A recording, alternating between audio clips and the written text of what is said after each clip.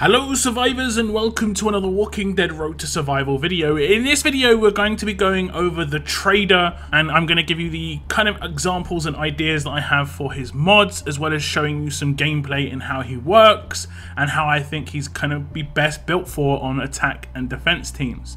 I have been given access to a lot of characters that are currently in the game as S-class characters, as I have been given effectively a private beta region for myself and for other content creators who are making content around characters. And because of this, I can show you the trader. As you can see, this is him maxed out without max vet rings. And this is how it's going to be for this video. Hopefully in the future we do have max vet rings on characters. This is the first time we're going to be doing a video like this, and hopefully get better as time goes on. Now when it comes to the trader, the adrenaline rush and the active skill, I definitely say I would max out. This is something that I have had requested in terms of saying for each individual character whether I'd max out the active and the adrenaline rush. For the trader, yes, definitely max both of these out. You want him to be doing his active skill as often and as early as possible, and obviously the adrenaline rush you want to be as powerful as possible. Now before we move on to his combat mods, I just want to show you a bit of gameplay on how he functions on a defense team when he has maxed out rush and a maxed out active. So as you can see on a defense team, this is what the trader looks like for one.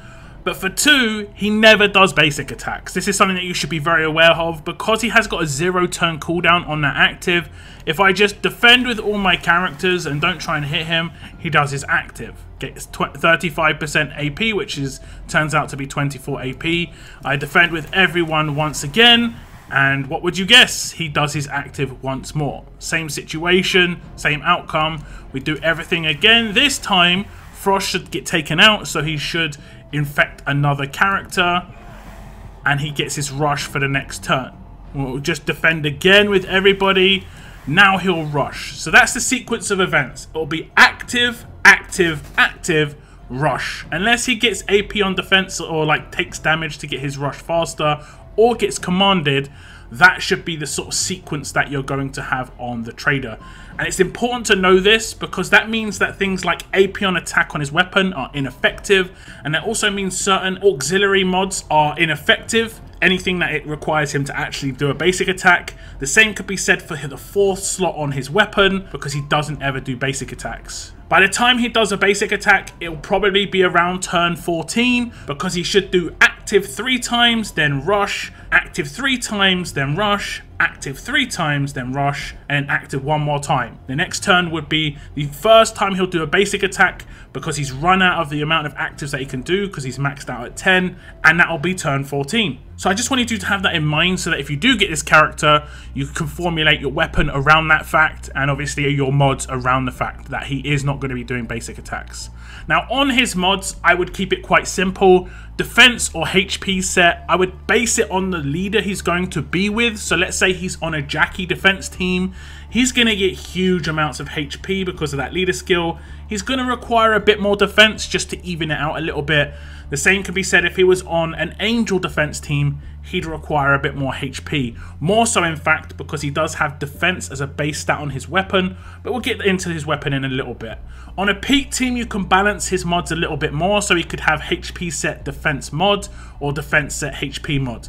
I would probably only stick to one stat mod in the trader's case, and that's just because of how other parts of his kit work, in particular his specialist skill. So in this case, I'm going to keep it quite simple. We're going to go with HP set defense mod, and this is just so they're as even as possible. He will get more defense regardless, just because defense gets a better boost from veteran rings. We're not going to see him with full veteran rings in this video, unfortunately, but he will get a little bit of a boost. We'll try and calculate the sort of numbers that he would have near the end. Now in the top right hand corner, pretty straightforward. I would definitely go with defense against tough. He's going to be a bit susceptible to heavy hitting tough straight like percentage damage, because that resist on his actual specialist skill is great, but it doesn't stop anything to do with incoming damage. It does stop defense down, potentially, 50% chance, but it doesn't stop, for instance, Priya's flat damage. So you definitely want to try and reduce that by 40 to 50% as high as you can get this. Now when it comes to the resists, this is where it gets a bit special with the trader because of his specialist skill, where he has 50% resistance against all status effects, this stacks with all other resistances. This means he can get 100% resist against 2 resists of your choice, because you can have resist in the bottom right hand corner and you can have one in the wildcard slot. I would recommend this because 100% resist is extremely powerful. It doesn't matter how the resist would work, whether it would be additive, let's say you add the 2 together, 50% plus anything over 50% on a mod would be 100%. It doesn't matter if it was a multiplication, because 85% on a platinum mod and then 50% of the specialist skill multiplying by that 85% and adding to it, it would always go over 100%. While this hasn't actually been publicly confirmed by Scopely, I believe this is actually the case, because it, like I said, it doesn't matter which way you try, it comes out at over 100%. So in the resist, you've got to decide, do you want to have something like 100% resist to stun? That could potentially be an option. If it was a multiplication, you would have to have around about 68%. So 61.5 would not give me 100% resist when it comes to multiplications. If it was an additive, it would obviously be 110% here, so it would be over 100%. We have to get 100% confirmation on how this is going to work, but they definitely do stack, so you would increase your chance of resisting regardless. So definitely go for resist where you want to potentially get 100% resist. You could go for daze resist, for instance, and protect that active skill, so you could always do it. You could also go with main resist, because his active skill does give him AP every turn, and that could be something where he's kind of susceptible to exhaust damage potentially, and exhaust damage is maim, so protecting yourself against the actual damage source is better than the exhaust itself. That way he can protect himself against other damages like Kapoor's Rush, even though I think you're unlikely to attack the trader with Kapoor. But any character in the future that comes out that does have maim damage would obviously be resisted by the trader as well. However, something I think is quite powerful on attack teams is Taunt, because you do have a lot of people attacking with Princess.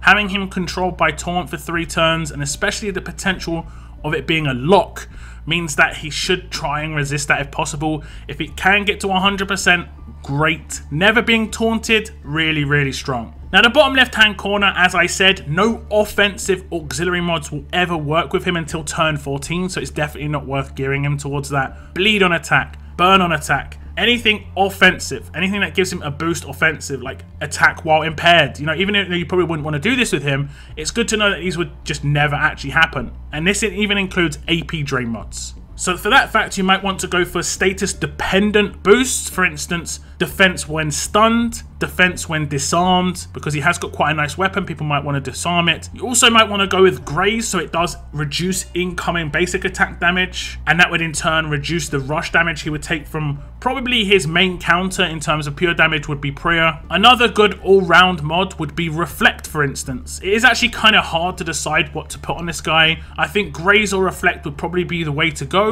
I do have a very good Reflect mod here, so I would go with Reflect mod in this case. It is worth noting though that any Reflect damage that he deals out will give AP to the opponent, and that can obviously sometimes be detrimental. So you might want to weigh up your options and say, hey, I'd actually just rather potentially reduce damage incoming from Graze, even though it isn't a great chance, and that way I'm not handing out a little bit of AP here and there. So in the last slot, I would definitely double down on resists. It is pretty much up to you what you want to go with on the resists. Getting 100% in 2 areas is great, but you're not going to be weak because you haven't chosen a specific resist. His base specialist skill will always give him 50% resist in everything. So instantly, he's just extremely powerful all round. It's just you have to decide what you want to protect the most. Do you want to protect his rush? Impair resist? Do you want to protect his active? Daze resist? Do you want to protect him from that AP gain on his active? Main resist? Basically, just try and play it like that. What sort of attack teams are going to come up against him the most? Do you think he's going to be attacked by characters who have bleed? Bleed resist would mean he's got 100% resist against bleed, no chance of taking bleed damage. In that case, you could potentially balance his stats heavily towards defense, because one of the most dangerous things about low HP characters is the fact that that bleed can just easily take them out. But if he can't take bleed damage, that could be a really nice little combo. But for now, just to keep it basic, I'm going to do main resist just to protect him from the AP gain on his active, because angels are everywhere, and that could be one of the ways that you can actually counter this guy. I don't actually have a daze resist in this region. If I did, I would definitely go with daze resist, as I think protecting that active is probably the most important thing you can do. And the fact that Priya, all she has to do is a basic attack to make sure he gets dazed. Even though he has 50% base, she can basic attack him multiple turns in a row to stop that active from going off. So as you can see, his stats have been boosted pretty decently just from the mod boost. He hasn't got too much stats coming in from the mods, just a HP set and a defense mod. Now when we move across to the weapon, you can see I have upgraded it slightly just to show you the sort of direction I would move it into.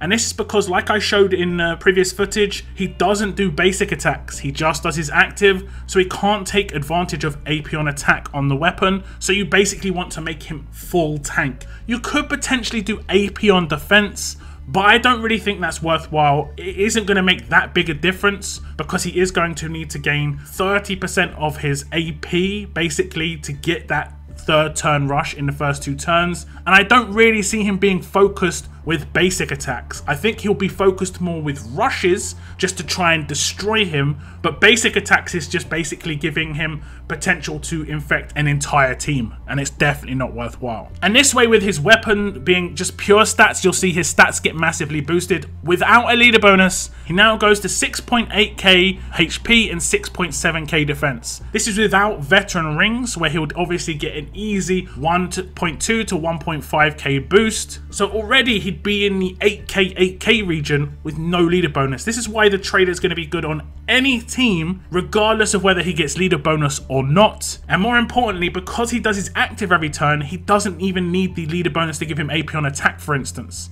He's just going to be powerful everywhere. Now, if we were to put him on a defense team with a Pete, you can see his defense and HP get boosted again. Once more, these are both going to be boosted by at least 1.2 to 1.5k. So right now he has 10k of each just from veteran rings. If he got better mods, he's going to be getting maybe like a 300 boost in one of those stats, maybe potentially up to 500 boost depending on how good a platinum mod you could get. Once he fully upgrades his weapon, because right now this is one upgrade on the 4-star weapon, you'll get 5% HP, 5% defense as the next 2 upgrades. Upgrade it to 5-star, you maybe put a 4 slot in there, and then you give another 5%, so you're going to look at 40% defense and 40% HP. And when I looked at this guy in the first video, I said he could potentially get 12k. I think in certain situations he will be able to get that, but it would require a massively beefed up team, really good mods, and obviously potentially getting a perfect weapon in that situation. But you could easily get 10k without even a fully upgraded weapon by the looks of things. Now when we look at the potential 4-slot upgrades for his weapon, I am doing this on Alice's weapon right now just because she's got a 5-star weapon, but you can just see the upgrades. Some of these are never going to be working for him. For instance, pain spread. He doesn't do basic attacks, so he'll never do pain spread. Also slow attack, same situation. He'll never do basic attacks, so he can never hit a crit, so it will never work. The last 2 are okay. The cleanse is nice. Obviously he's going to have massive resist, so he's not going to have too many negative effects on him, but when he does get one, it might be nice to just remove it.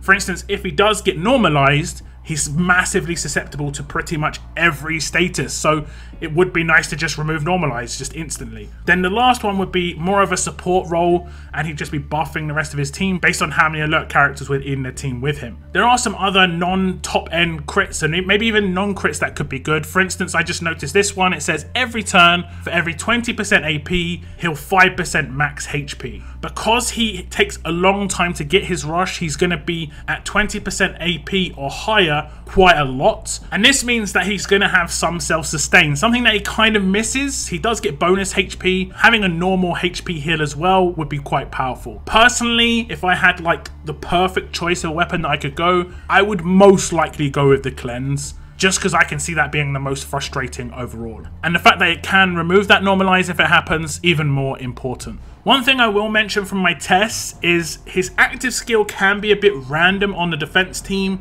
It can sometimes do it on someone who already has been infected by one of himself or another trader, and sometimes it just goes around selecting every character like separately. So if I defend on everybody, you'll see the 2 characters that get hit. And first up, it's going to be Slater, and then it's going to be Priya. And then we'll see what happens on the next turn. I have seen it where it's done the same character 2 times in a row, just with one trader.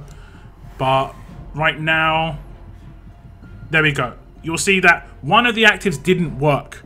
and it's because they actually just did it on a character that already had infection. So there is some RNG on the defense team, but this will be mainly down to the AI RNG in terms of like how the dogpiling works, based on focusing particular characters based on them being dangerous, and whether they're going to just go with a random character. So sometimes it will do it on Priya. I did notice it was just focusing Priya a couple of times in a row, and it was just like, okay.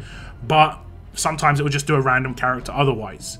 So if we do my defense again, we should lose 2 characters, and there'll only be 2 characters left to hit with the actives, but only one of them got hit.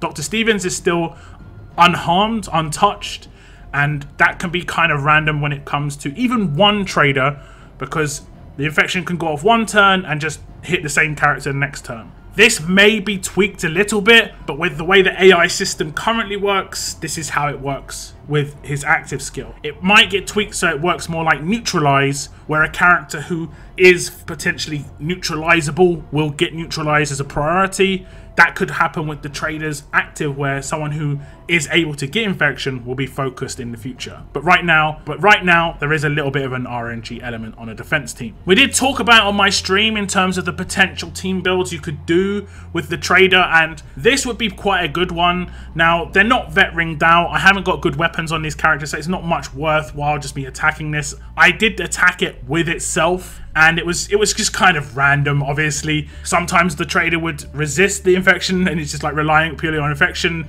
damage. It was just a bit of fun, but I think most likely they're going to release another character that's going to sit in this slot. Having double trader is nice, but it could be like a shield or a very good medic, and that would kind of be like the missing slot in this team. In a way, you really wouldn't want to have a shield in this team, because when the trader does do his rush, you kind of would want them to actually hit him. So potentially someone who's not a shield in this situation would be great. So how powerful is he on attack? Well, he's extremely powerful. You don't need a leader bonus, you don't even need a full team, and you can take out an entire squad as long as you've got a little bit of protection. I think Frost is a good one just because he can control characters just by hitting the defend button, and you can just go around deciding which character you want to take out. Now, you can't auto with this because it won't, like I said, it will focus a different character every time, but you don't have any problems here. You will start to get like right now he's got elusive on Frost, so there's no way to actually really hit him and gain AP, and I can just take out characters that I think are going to be a problem as I go round. And yeah, problematic to say the least. They're just going to slowly, I mean, this is just with one trader. If you had 2, it would be even worse. So we'll just completely eliminate this team, and there we have it. They're all gone. It will take a couple of turns for it to just actually take place. That was his resilient happening with the Taunt of Shiva, and that's a win. Now, this team was not very well set up because it didn't have any heals on the defense team. Even one character can counter the trader, and someone as simple as Pete. So now we attack the same team, and this time around it's not going to be so straightforward. We do the active for the first 2 turns, as you'll see. Same sort of sequence. No more AP gain for the attack, or the defenders attacking Frost because of the elusive. However, Pete will now do his active. Everyone will get healed for 40%. Even if they don't actually get healed, you'll see the infections are gone. Nice and cleansed effectively, and now the trader is in trouble. However, an easy follow-up to this is someone like Wang Fa, just because Wang Fa has heal reduction on turn 2. And what we'll do is we'll just set it up. As you can see, right now I can do Wang Fa's active, and then we should have 2 characters taken out. Well, 1 character right now, but 2 characters taken out by the end of the next turn. You'll see Pete still do his active because he gains AP, but it didn't cleanse because obviously Krista had heal reduction, and we'll have the same situation pop up on pretty much every character as we go along. Priya will now take her turn, and let's just say she's in a lot of trouble.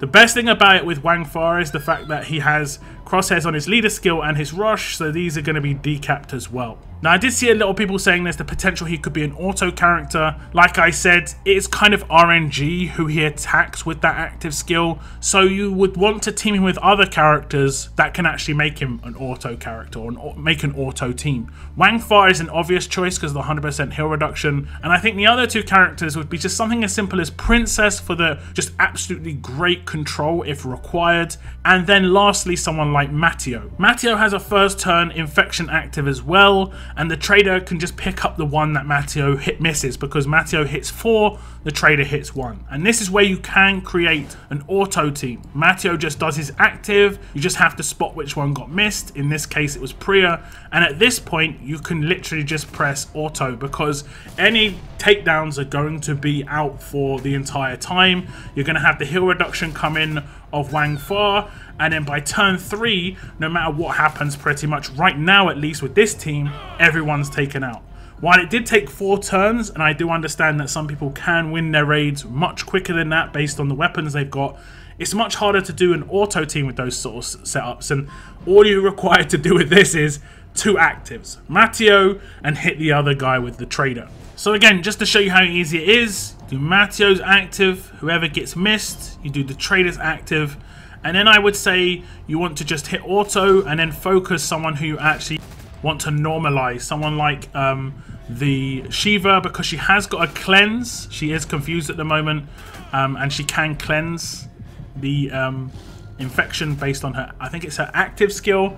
So as long as she's confused, she was confused by the Mateo specialist skill, then she can't do anything. There's nothing she can do. And it's really quick wins, and as you can see, barely any damage from my characters. It's all the extra damage with the one-shots from the active skills. Obviously, there are other teams that you can use in terms of, you know, leaders. Mercer, the stun potential can slow it down a little bit, and then maybe if he's got speed on his side, and I definitely would build Mercer teams to have speed, you know, having characters do their rushes, turn 2, kind of a minimum for Mercer teams in my opinion. Same can be said for Jackie teams in terms of just, you want things to happen quickly after you take advantage of maybe characters maybe attacking each other, impairing each other, that sort of thing with the confuse.